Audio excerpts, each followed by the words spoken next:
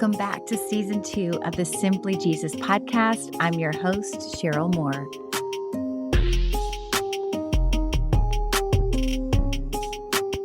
Today, I thought I would do something a little bit different.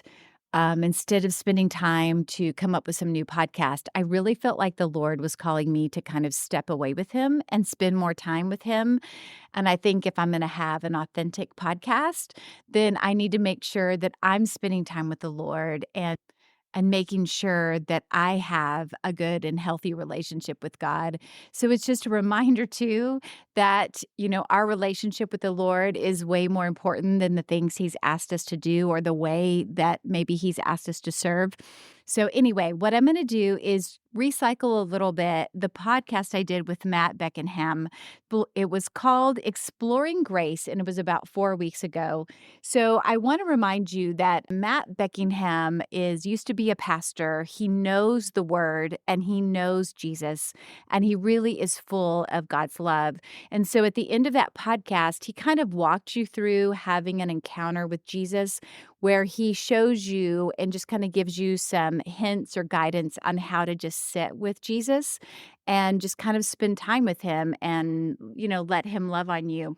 So I want to give you another opportunity to spend time seeking out Jesus and just resting with him. As you sit with the Lord, you may see something, you may just have a feeling, or maybe you feel like in your spirit you can hear God speaking to you. He speaks to all of us in so many different ways. So give yourself a second, right? I know sometimes we always kind of want to hurry on to the next thing, or we think, oh, that doesn't work. But I really want you to just allow yourself to rest and sit. And as your mind is flooded with thoughts, just kind of let them fall away and really pursue sitting with Jesus. Make sure there's not any distractions around you and listen to what Matt has to say as he leads you into this encounter. I asked them just to imagine themselves in Eden and let their imagination do all the work. And so we can remind ourselves of the stories of Eden and go, oh, okay, that's what I imagine. But I often find when I'm doing this with Australians, they're imagining somewhere in the Australian outback or the forest or the bush, we call it. When I'm doing it with Americans, Texans are out there on the hill country, or they're doing something where it feels very familiar, right, and very safe. And so when people are praying, I get them to often start from that place of, where is your happy place? Where is the place that you feel safe? And if you guys are watching and listening along, I often just invite people to close their eyes and imagine the safest place that they have been and allow all of their senses to come alive. So not just the thoughts, but not just the things that you can see, but the things that you can feel, the things that you can smell. And so for me, it's the beach. I love it. I can put my hands into the sand. But for anyone who's watching, put yourself wherever you are, you feel safe, and allow that to be a moment of Eden where nothing separates you from his love. In that space, once you've taken time to notice everything around you, even you might feel the wind or smell the trees or smell the sea or whatever it is, invite Jesus to come and sit with you. He is the ultimate gentleman. He will not force himself into a conversation. He will not do anything that is out of character with who he is. Invite Jesus to come and to sit with you and allow him, his presence, to be something that you sense, something that you feel. So maybe it's like when somebody sits next to you and you can feel that person's closeness. Maybe he's sitting opposite you and you can feel his presence even looking at you.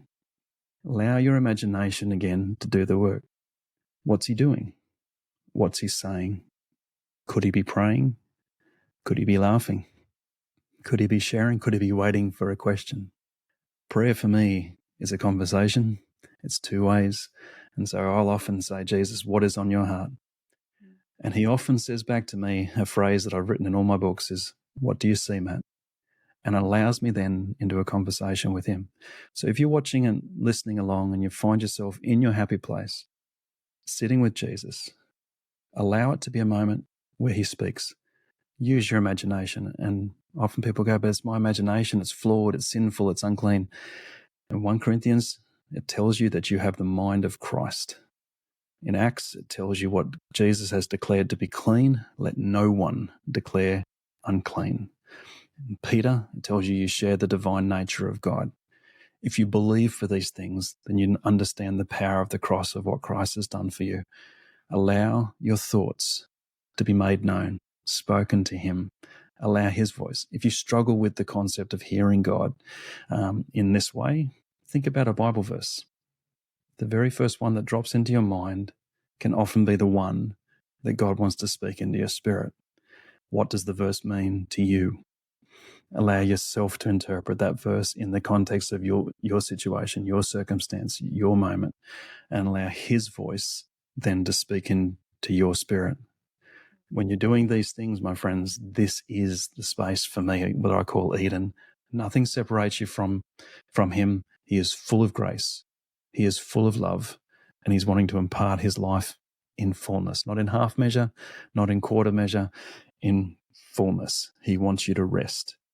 He wants you to know that you are not only loved, but you are seen, you belong, you are with Him, and He's going nowhere. Wow, that's so good. So I also took a few minutes and allowed myself to just sit with Jesus. And he didn't say anything profound to me. He just wanted to spend time with me. I always feel like when I picture Jesus, we're always really close and we're sitting like physically close to each other, probably because that's just what I need right now. And I feel like he was just asking me, wondering, Cheryl, how are you doing? How are things going? Like he just wanted to have a conversation with me. So know that it's not always something super big and profound, and sometimes it is, but a lot of times he just wants to spend time with you. So I hope that this blesses you. And remember, you can always come back to this and do it as many times as you need to. Have a great week.